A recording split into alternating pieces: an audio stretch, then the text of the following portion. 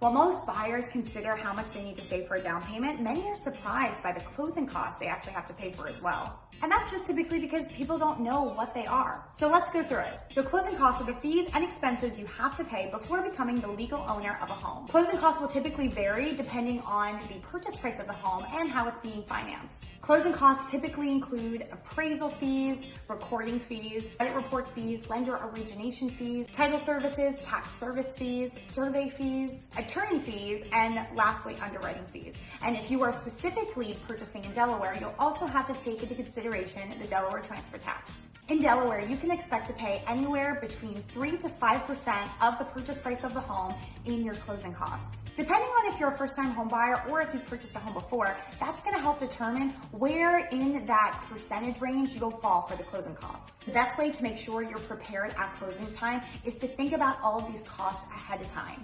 Take the time to get a sense of all the costs involved, not just your down payment. To understand exactly how much you'll need to budget for closing costs, talk to a trusted real estate professional and a lender to get a better idea as to how much you'll have to pay.